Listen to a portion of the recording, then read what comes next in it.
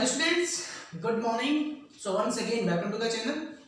So today I am going to start a new topic, that is electromagnetic wave theory. Yes, तो जो बच्चे पहले से जुड़े हुए उन्हें पता भी है लास्ट वीडियो में हमने क्या किया था. लास्ट वीडियो में बेटा हमने क्या किया था, limitations of electromagnetic wave theory.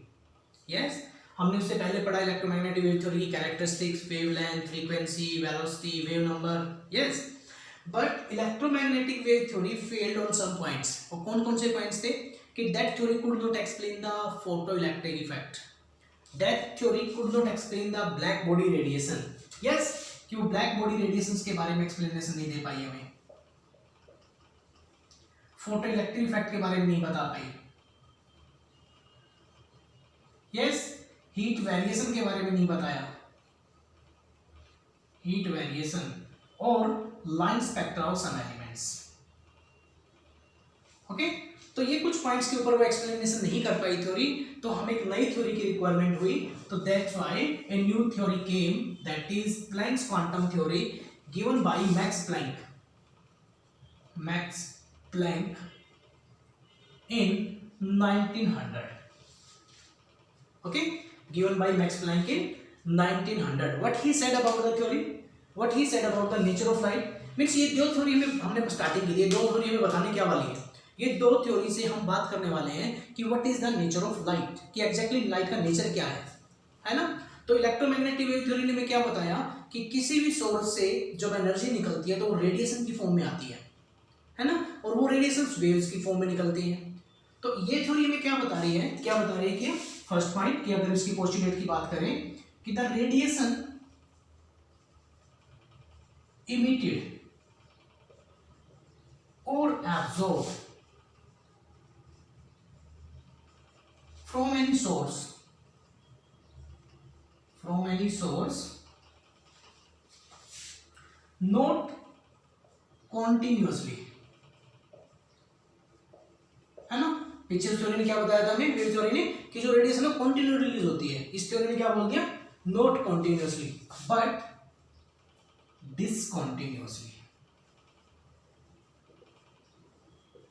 है ना, discontinuously in the form of small packets.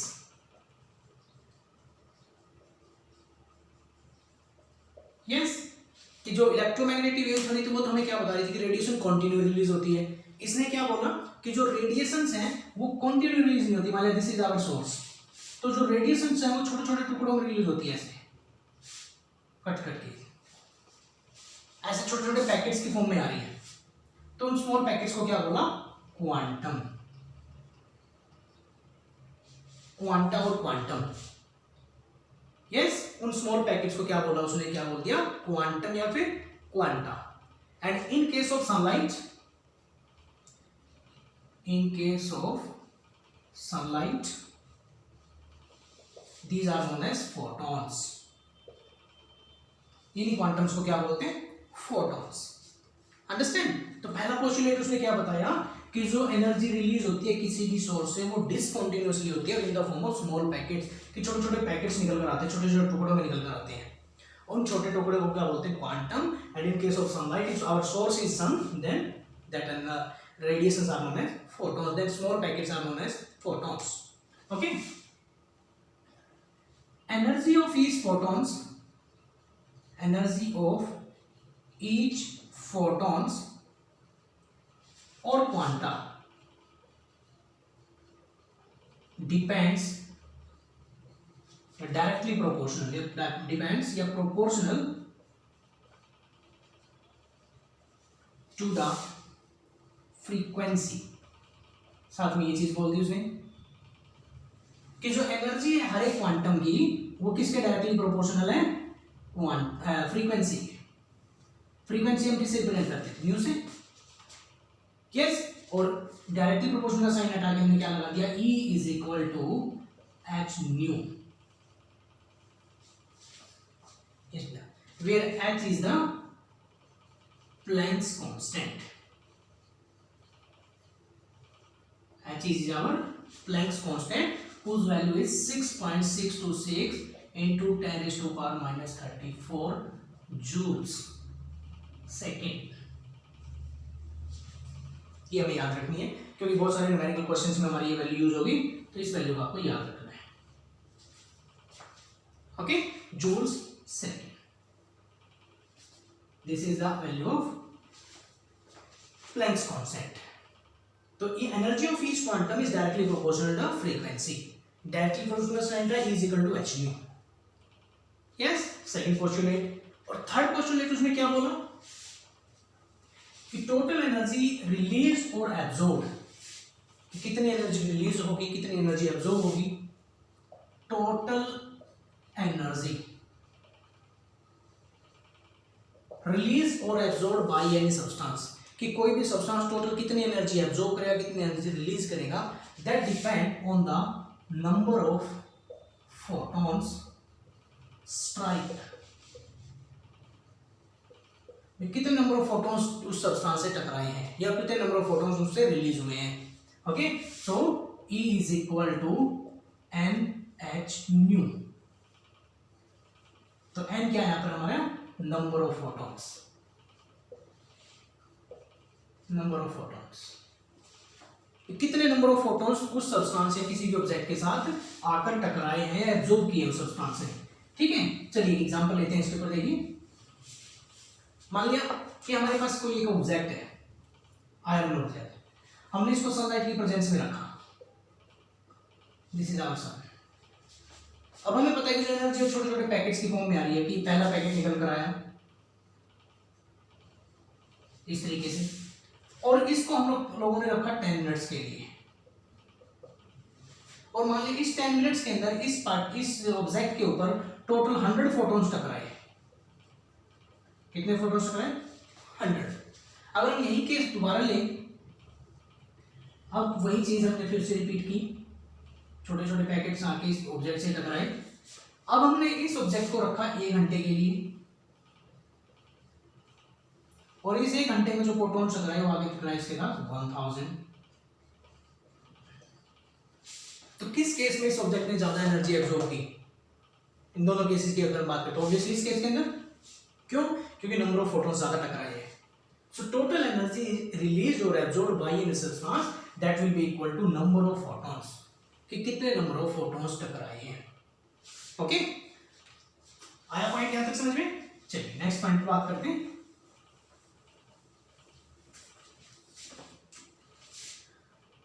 Energy released or absorbed for 1 mole of photons।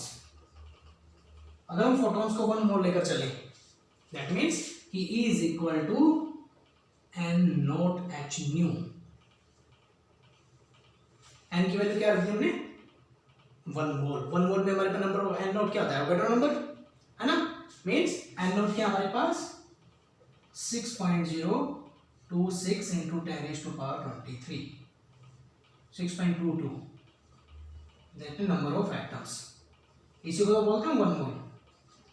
अगर हमें 1 मोल ऑफ पार्टिकल्स के लिए निकालनी हो, इतने मीन्स इतने एटम्स के लिए निकालनी हो, तो एनर्जी रिलीज और absorb by 1 mole of photon that is E is equal to N naught H nu. Yes, और इस एनर्जी को, energy for 1 mole of photons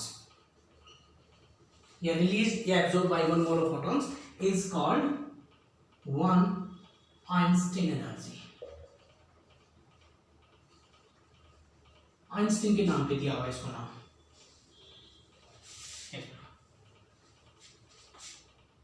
1 Einstein energy, Einstein के नाम पे नाम रख दिया इसका। तो इतने, अगर हम एक नंबर ऑफ फोटॉन्स की एनर्जी निकालें, एक नंबर ऑफ फोटॉन्स कितनी एनर्जी एब्जॉर्ब करेंगे या रिलीज करेंगे, तो that energy is called 1 energy photon. Understand? So these were the some postulates given by Planck's quantum theory. Okay, तो चलिए इसके ऊपर हम कुछ न्यूमेरिकल्स की बात करते हैं कि इस पॉइंट पे न्यूमेरिकल कैसे डिस्कस किए जाएंगे हमारे। ओके, तो अभी हमने इसके अंदर जो जो इक्वेशंस बनाई, हमें वो इक्वेशंस अच्छे से ध्यान रखनी है। एक इक्वेशन हमारी यहाँ पे बनी है, कुछ 2 इक्वेशंस हमने लास्ट वीडियो में पढ़ी थी। कौन कौन सी? एक तो आपने पढ़ी है कि nu is equal to C by lambda, पढ़ी थी ना लास्ट वीडियो में हमने। एक हमने पढ़ी थी कि nu bar is equal to 1 by lambda, और यहां पे हम लोगों ने पढ़ी कि E is equal to NH nu. तो अभी तीनों पॉइंट्स के ऊपर हमारे बहुत सारे न्यूमेरिकल सोल्व हो जाएंगे, तो हम इनके ऊपर न्यूमेरिकल्स करने बेटा। चलिए एक न्यूमेरिकल्स हम ट्राई करते हैं, कुछ न्यूमेरिकल्स हम देखते हैं इसके ऊपर। यस, देखिए कैलकुलेट द, बड़ा सिंपल सा, frequency and energy, frequency and energy of photon having wavelength given है 6000 एंगस्ट्रॉम, है ना। तो किसकी वैल्यू गिवन है हमें, इस बेटा बताइए किसकी वैल्यू गिवन है, ये लैम्डा की वैल्यू गिवन है कितनी है, 6000 एंगस्ट्रॉम। तो इसको मीटर में कन्वर्ट कर लेते हैं, 6000 इंटू 10⁻⁻10 मीटर। कुछ तो हमें रिलेशनशिप याद रखनी पड़ेगी। अब हमें क्या चाहिए, calculate the frequency and energy. अब फ्रीक्वेंसी क्या होती है हमारे पास, सॉरी लैम्डा था ये तो हमारा वेवलेंथ थी। अब फ्रीक्वेंसी हम कैसे निकालते हैं, nu is equal to C by lambda, है ना। तो न्यू की वैल्यू हमारी कितनी होती है, सी की वैल्यू कितनी पुट करते हैं, 3 इंटू 10⁸ मीटर पर सेकेंड। इसको हम कैसे लिख सकते हैं, 6 इंटू 10⁻⁻7 मीटर लिख सकता हूं, है ना। मीटर से मीटर कैंसिल आउट, ये 7 ऊपर जाके प्लस का हो जाएगा। ओके, तो ये हो गया हमारे पास 0.5 इंटू 10⁻14 हर्ट्ज, है ना। कैलकुलेशन एक बार चेक कर लेते हैं, क्योंकि कैलकुलेशन में टाइम लगता है। Yes yes, oh scientific notation 0.55, total scientific notation में लेंगे तो 5 आ जाएगा, कंप्लीट ऊपर आ जाएगा हमारा। साइंटिफिक नोटेशन में लेना होता है कोई भी आंसर 5.0 इंटू 10⁻14 हर्ट्ज। तो ये क्या आ गया हमारे पास, ये न्यू की वैल्यू आ गई, है ना। अब एनर्जी निकालनी है हमें, तो एनर्जी के लिए हमारे पास फॉर्मूला क्या है, E is equal to NH nu. Okay, calculate the frequency and energy of photons having wavelength this one. हमें n की वैल्यू नहीं पता, किस नहीं पता ना, तो अब हम क्या करते हैं, h की वैल्यू पता है, लेफ्ट न्यू की वैल्यू हमारे पास आ गई।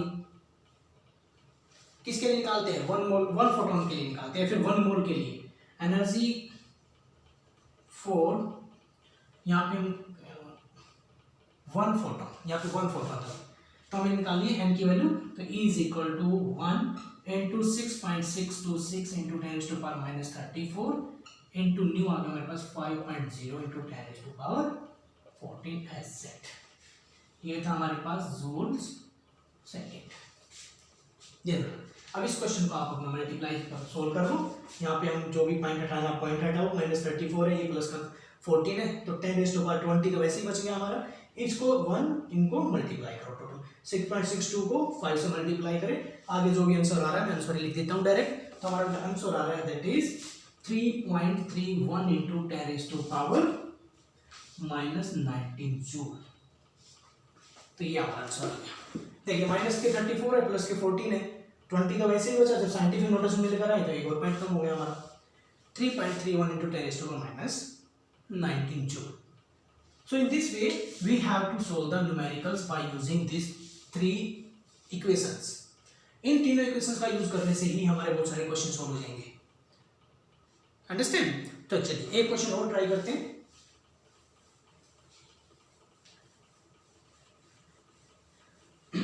चलिए, और बहुत इजी क्वेश्चन आते हैं इस टॉपिक के ऊपर, न्यूमेरिकल ही हमारे पूछे जाते हैं और बहुत इजी से न्यूमेरिकल पूछे जाते हैं, बस हमें फॉर्मूला पता होना चाहिए, डायरेक्ट वैल्यू उठा के पुट करनी है। अब क्या करें हम, ये 100 watt bulb emits monochromatic light of wavelength 400 nanometre. ठीक है, calculate the number of photons emitted per second by the bulb. Yes, देखिए हमने क्या किया हुआ है, 100 वोल्ट बल्ब, मैं बल्ब की एनर्जी बताई हुई है, तो हम टोटल एनर्जी करते हैं। अगर हम एनर्जी ऑफ द बल्ब कितनी है, दैट इज 100 वॉट, और we can write 100 joule per second, joule second, है ना। मोनोक्रोमेटिक लाइट ऑफ वेवलेंथ, अब हमें लैम्डा गिवन है, कितना गिवन है, 400 नैनोमीटर। इसको मीटर में कन्वर्ट कर लेते हैं, 400 इंटू 10⁻⁹ मीटर। यस, तो यहां से हम क्या कर लेते हैं, फ्रीक्वेंसी निकाल लेते हैं, पहले इसकी न्यू निकाल लेते हैं। Nu is equal to C by lambda, तो हमारे पास क्या है, 3 into 10⁸ metre per second, that is divide by 400 into 10⁻⁹ metre, है ना। इसको हम और कैसे लिख सकते हैं, 3 into 10⁸ divide by 4 into 10⁻⁷। Okay, तो मीटर से मीटर हमारा कैंसिल आउट हो जाएगा, तो बचेगा क्या, पर सेकेंड ओनली, सेकेंड नीचे है। ओके, तो अब उसको 7 को ऊपर लेके जाएंगे तो हमारा प्लस का हो जाएगा, तो मैं यहाँ से न्यू की वैल्यू लिख देता हूँ।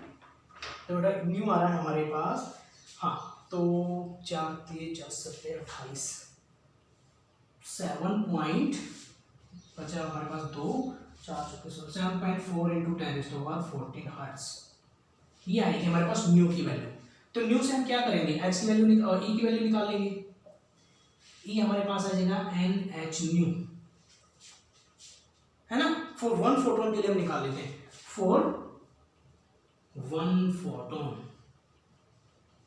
एक फोटोन की एनर्जी निकाल लेते हैं कितनी है, तो हमारे पास है 1 इंटू 6.626 इंटू 10⁻34 इंटू न्यू की वैल्यू निकाल चुके हैं।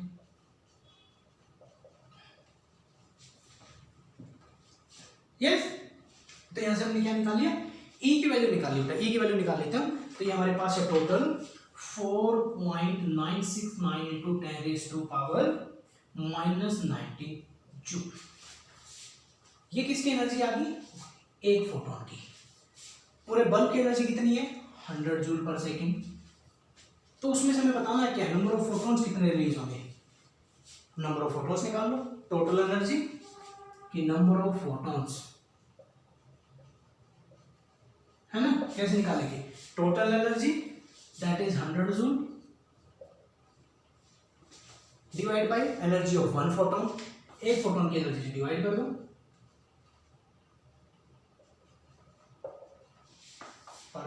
जूल। यस, तो जूल से जूल कैंसिल आउट हो जाएगा हमारा, और इसको आगे सोल्व करो, 100 बाई 4.969 इंटू 10⁻⁻19, तो नंबर ऑफ फोटोन्स बेटा हमारे पास निकल कर आ रहे हैं 2.012 इंटू 10⁻20 पर सेकेंड।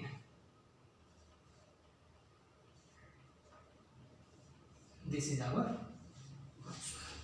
क्योंकि 19 है जो ऊपर जाएगा प्लस का हो जाएगा। ओके, तो 100 को डिवाइड करो 4.969 से, उसको सोल्व करके देखो, तो ये हमारे पास नंबर ऑफ फोटोन्स आ गए कि इतने नंबर ऑफ फोटोन्स इसमें से रिलीज हो गए। आया समझ में, तो दैट मीन्स कि these equations are very important. इन इक्वेशंस का यूज करके हम कोई भी क्वेश्चन सोल्व कर पाएंगे। इन इक्वेशंस को आपको अच्छे से याद करना है, और फिर इसके ऊपर आपको कम से कम 4 से 5 न्यूमेरिकल आप प्रैक्टिस करोगे, तब जाके ये थोड़ा सा टॉपिक आपका माइंड में सेट होगा। Understand? So now in next slide we will discuss कि how this theory give the explanation of black body radiation and photoelectric effect. कि इलेक्ट्रोमैग्नेटिक वेव थ्योरी नहीं बता पाई, तो इस थ्योरी ने उन दोनों पॉइंट्स की रिलेशनशिप कैसे, वो डेफिनेशंस कैसे एक्सप्लेन करी, फोटोइलेक्ट्रिक इफेक्ट को कैसे एक्सप्लेन किया, ब्लैक बॉडी को कैसे एक्सप्लेन किया, इसने हीट वेरिएशंस को कैसे बताया। अंडरस्टैंड? तो नेक्स्ट वीडियो में हम यही चीज डिस्कस करने वाले, फिर इस थ्योरी ने जो इलेक्ट्रोमैग्नेटिक वेव थ्योरी की लिमिटेशंस थी उसको कैसे दूर किया। ओके